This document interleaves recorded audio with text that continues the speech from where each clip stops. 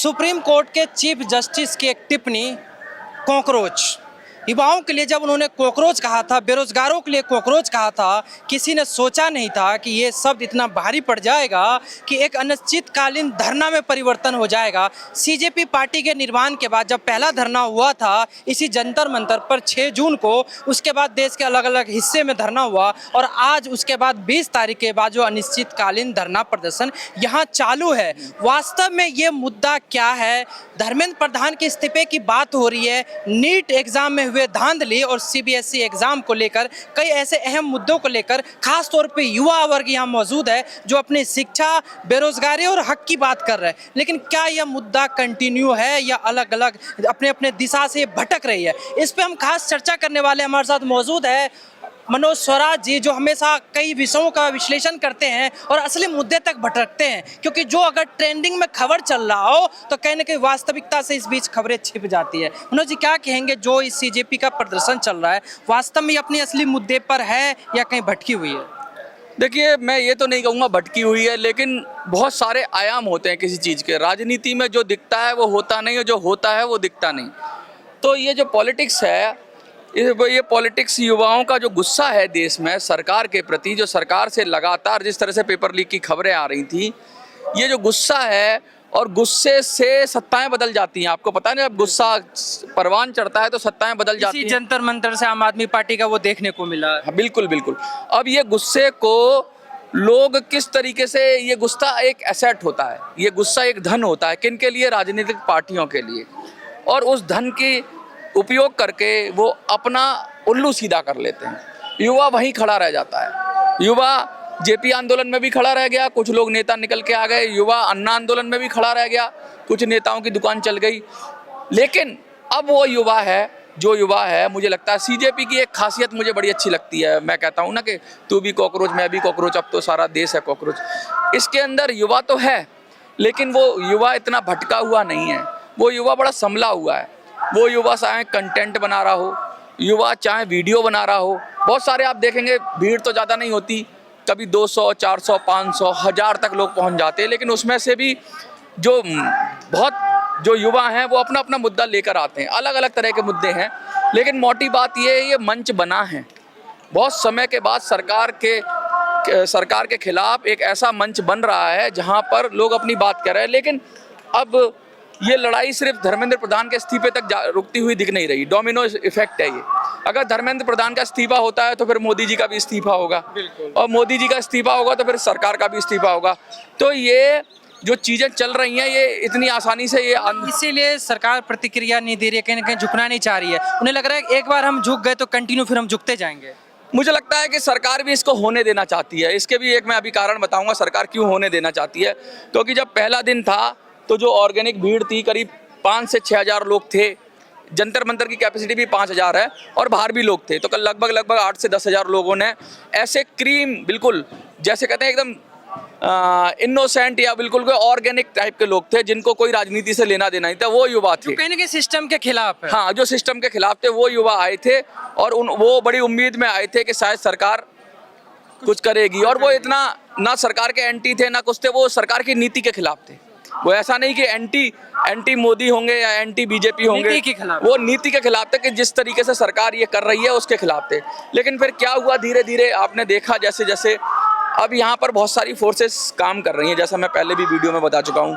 एक फोर्स वो है जो लेफ्ट वाली फोर्स है, जिसे हम लेफ्ट लॉबी कहते हैं या जिसे हम वामपंथ विचारधारा कहते हैं। एक वो फोर्स है, एक वो काम कर रही है, और एक आम आदमी पार्टी वाले लोग हैं वो भी काम कर रहे हैं। एक अपनी सीजेपी की लोग हैं वो काम कर रहे हैं, और बहुत सारे लोग ऐसे आ रहे हैं जो अपनी नेतागिरी चमकाना चाहते हैं।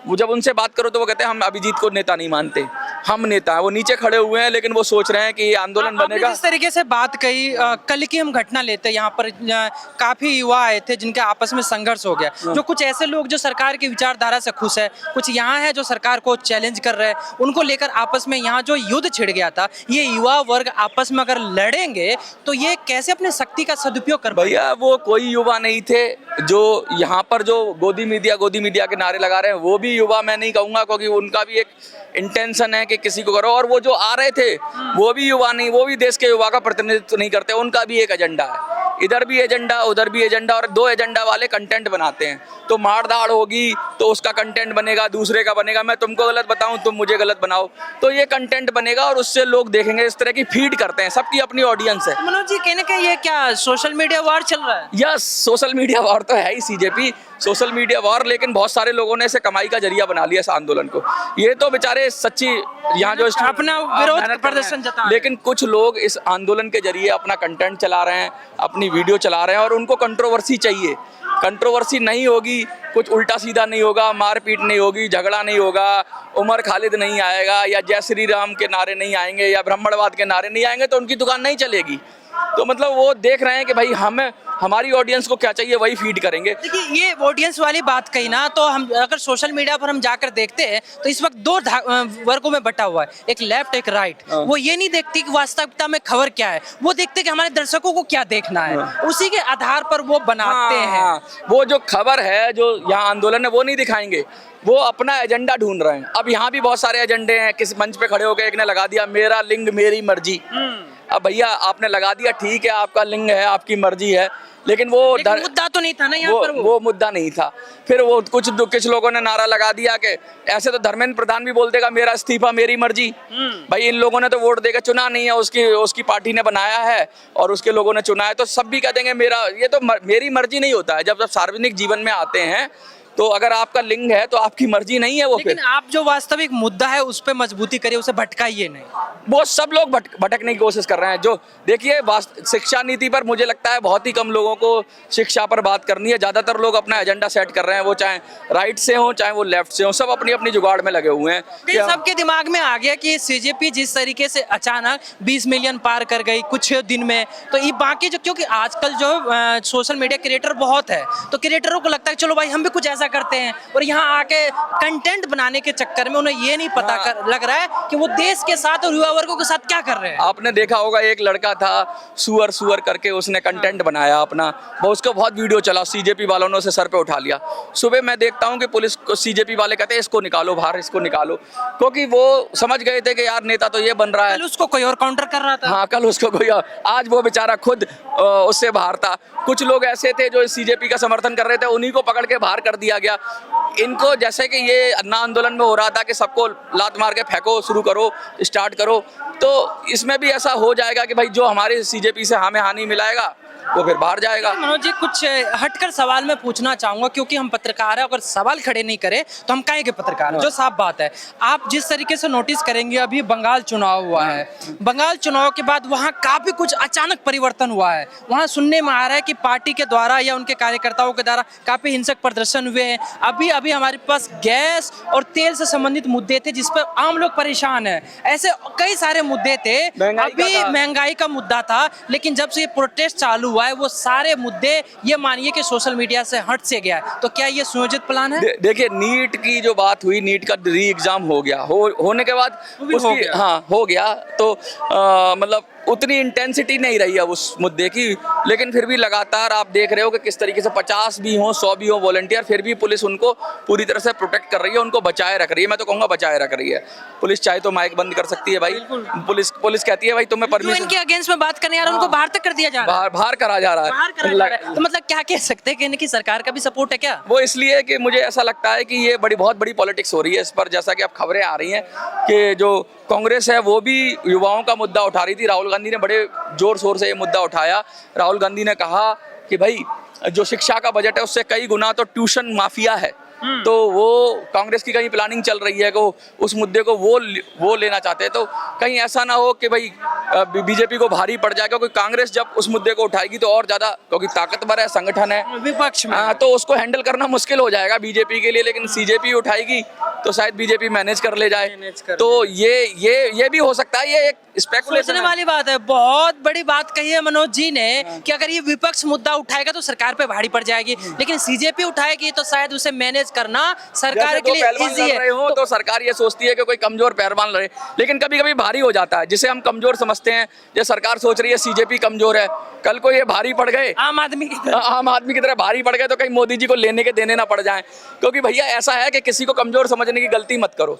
आज तुम जिसको बढ़ने दे रहे हो, कल अगर वो बढ़ा तो फिर वो तुमको भी पटक मार जिस सकता है। तरीके से यहाँ अलग अलग विषय पे चर्चा हो रहा है तो लोगों युवाओं के अंदर या फिर आम लोग के वो कई ऐसे चीजें थे जहाँ सरकार के प्रति उनका गुस्सा था, लेकिन एक मंच मिल गया है, अनिश्चितकालीन धरना चल रहा है, हाँ। तो सभी कहीं ना कहीं अपने मुद्दे लेकर सरकार पे भड़ास निकाल रहे हैं। तो वास्तव में क्या है, युवा का जो मेन मुद्दा ये निकाल रहे धर्मेंद्र प्रधान का, कहाँ तक उसमें सफल होंगे ये जो मोदी के खिलाफ जितनी भी एनर्जी है ना, जितनी भी एनर्जी है, वो सब एनर्जी को एक वो चाहिए, दिशा चाहिए। वो मोदी जी सीजेपी दे रहे हैं यहाँ पे। नहीं, वो सीजेपी क्या कर रही है, सीजेपी पे ये है कि कोई भी आ सकता है तो वो आकर वो यहाँ पर अपनी बात कहने लगता है। किसी को हिंदू मुस्लिम पसंद नहीं आता विषय तो वो आके यहाँ अपने विरोध दिखा रहा है, किसी को लिंग भेद की बात करनी है तो वो यहाँ कर अपनी बात कह रहा है, किसी को गाय पे, सुबह देखा तो गाय का व्यक्ति चढ़ा हुआ था एक, वो कह रहा था गाय पे बात करनी है, गाय को राष्ट्रमाता दो, वो भी मंच पे चढ़ गया। और उसके बाद फिर बहुत सारे लोग अलग अलग तरीके से आ रहे हैं और अपनी अपनी बात कह रहे हैं, लेकिन ये एक खुला मंच हो गया है, अब ओपन मंच हो गया है। ओपन मंच होने के बाद क्या होगा, ओपन मंच होता है तो कोई भी उसको हाईजैक कर सकता है, कोई भी, सब अपना अपना आइडिया लगाने की कोशिश करते हैं, लेकिन जो युवाओं का मंच है उसको युवाओं का मंच रहना चाहिए। अगर उसको हाईजैक होने दिया जाएगा तो युवाओं की आवाज कहाँ जाएगी? कहने के मुद्दे से नहीं भटकने ना दिया जाए। हाँ, मुद्दे से नहीं भटकने दिया जाना चाहिए। दूसरी बात यह है कि सब अपना अपना गेम चला रहे हैं, बीजेपी का अपना गेम है और कांग्रेस का अपना गेम है, विपक्षियों का अपना गेम है, लेकिन इस गेम में अभी इन्होंने दीपके ने बीच में आके टंगड़ी अड़ा दी है।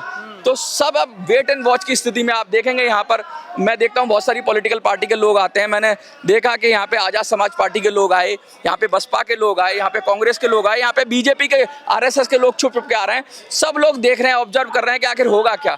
और देखो अभी कांग्रेस ये चाह रही है कि ये आंदोलन ना बढ़े, क्यों? क्योंकि उनको ये बात उठानी, वो भी तो अभी वो सुनने में आ रहा है कि वो भी नीट के प्रति जो है उसको हाँ, लेकर वो विरोध प्रदर्शन करने वाले हैं। वो अपना आंदोलन करना चाहते हैं। बीजेपी ये चाहती है कि भैया ये आ जाएं, बीजेपी ये चाहती है कि मैं अभी इनको छेड़ो मत, ये बढ़ने दो, क्योंकि ये हमें नुकसान नहीं करेंगे। देख रहे हो आप 4-5 दिन से धरना जिस तरह से हो रहा है, पहले जो इंटेंसिटी थी, जितनी ऑर्गेनिक भीड़ थी, वो भीड़ धीरे धीरे ऑर्गेनिक ना होके कुछ कुछ संगठन की भीड़ हो गई है। अब जैसे संगठन में ऐसा है आपका, और 2-3 संगठन है वो इसकी बैकबोन बने हुए, पूरी ताकत से लगाए हुए हैं। तो बीजेपी को बड़ी अच्छी स्थिति लगती है कि भाई बट जाए, व्यवस्था बढ़ जाए। उनको लगता है एक मुद्दा है, भटक जाए। हाँ, मुद्दा भटकना क्या मतलब, वो चाहती है कि इस तरीके से यहाँ अलग अलग मुद्दे उठा रहे तो मुद्दे तो भटकना ही हो जाएगा। बांटो और राज करो, वो राज करेगी। और दिक्कत ये है कि विपक्ष सोया हुआ रहता है। सीजेपी वाले सही समय पे जाग गए, इन्होंने सही समय पे मुद्दा पकड़ लिया। अब राहुल गांधी सोए हुए थे, उनको स्टार्ट करने में इतनी देर क्यों हो गई? उनकी टीम उनको इतनी जल्दी करती नहीं। और ये राहुल गांधी जिस तरीके से अपने आप को युवा की भूमिका में दिखाते हैं, वो जोश कहीं ना कहीं दिखा नहीं, लेकिन दीपके ने जरूर वो जोश दिखा दिया। दीपके देखो कनेक्ट कर रहा है, वो लड़का उतर के आता है, वो मुझे ठीक लगता है। जब दीपके उतर के आता है, लोगों के साथ फोटो खिंचवाता है, लोगों को, युवाओं को कनेक्ट करता है, बच्चे उसको भैया कहते हैं, तो उनको उम्मीद लगती है। क्योंकि देखो राहुल गांधी का पुराना इतिहास है, मोदी का पुराना इतिहास है, लेकिन दीपके बिल्कुल प्योर है। राजनीति में उस पर कोई आरोप नहीं है। ये उसको भी कोशिश करेंगे आरोप लगाने की, लेकिन अभी वो प्योर है। कुछ लगा रहे हैं कि उसकी टीम में ये लेफ्टिस्ट घुसे हुए हैं, उमर खालिद गैंग घुसा हुआ है, ऐसे कुछ लोग आरोप लगा रहे हैं, लेकिन फिर भी दीपके पर अब तक उसका जो वो है ना, क्योंकि अब उसका जिसका बैकग्राउंड नहीं है तो उस पर अच्छा या बुरा कहोगे क्या? आगे देखिए कि आगे कहानी क्या होता है। देखने वाली बात होगी कि अनिश्चितकालीन धरना जो है ये कहां तक जाती है, और मेन मुद्दा जो इनका खास तौर पे, क्योंकि युवा वर्ग का मुद्दा है, ये शिक्षा से जुड़े हुए मुद्दा है, युवाओं का देश है। और अगर इस देश में मुद्दा को अगर मुर्गा बनाकर हलाल करता रहेगा कब तक ये सिस्टम, तो इस तरह के जो है युवा जंतर मंतर पर जरूर आते रहेंगे, और उनको कब न्याय मिलेगा ये भी एक अनिश्चितकालीन बात है। एक चीज और बोलना चाहूँगा मैं मुझे ऐसा लगता है, मैं ये नहीं कहता ऐसा ही होगा, लेकिन मुझे ऐसा लगता है कि ये लंबा चलेगा धरना, और ये सरकार भी इसको छेड़ेगी नहीं। लाभ है सरकार को, क्या लाभ और हानि हो, सब अपना आइडिया लगा रहे हैं, लेकिन ये लंबा चलेगा और सरकार चाहेगी ये चलता रहे। और इसके बहाने मुझे लगता है कि और लोग जो परमिशन लेने आ रहे हैं ना, जंतर मंतर पे कई धरने होते हैं, लेकिन सीजेपी सब धरनों को खा गई, तो सारे मुद्दे अब खत्म। अब ये चलता रहेगा, तो सरकार को अलग अलग फ्रंट पे घेरा नहीं जा सकता। और फिर रहेगी कांग्रेस, अगर आएगी कोई बड़ा मुद्दा लेके, तो उसको कह दिया जाएगा भैया जंतर मंतर खाली नहीं है, युवा अभी प्रोटेस्ट कर रहे हैं, तुम कहीं और कर लो। तो कहने का मतलब है, जो ताकतवर जो पहलवान था उसकी जगह एक कमजोर पहलवान को समझ के दी। लेकिन ये आगे देखना होगा कि जिसे वो कमजोर समझ रहे हैं सीजेपी वालों को, कहीं वही उनको पटकना मार दें। ये भविष्य के गर्त में है, लेकिन मोटी बात ये है कि ये धरना चलेगा। मुझे लगता है अभी जिस तरह से जितना कमज़ोर होने के बावजूद भी पुलिस कुछ एक्शन नहीं ले रही है और इनके खिलाफ जो लोग कर रहे हैं उनको निकाल के बाहर कर रही है और उनको रोक रही है कि भैया चलने दो। इसका मतलब कि सरकार के संरक्षण में सरकार चाहती है युवाओं की आवाज़ उठे और कमज़ोर तरफ से उठे, मतलब ताकतवर आदमी की तरफ से ना उठे, जिससे वो उसको मैनेज कर ले। बहुत बड़ी बात कही इन्होंने। सरकार वास्तव में इस मुद्दे को दबा नहीं रही है, कहीं ना कहीं प्रशासन जिस तरीके से ढील बरत रही है और इनके अगेंस्ट आने वाले को साइड कर रही है, तो कहीं ना कहीं लगता है कि गेम बहुत बड़ा होने वाला है। बाकी आपके क्या राय कमेंट्स बॉक्स में जरूर बताएं। धन्यवाद धन्यवाद धन्यवाद धन्यवाद।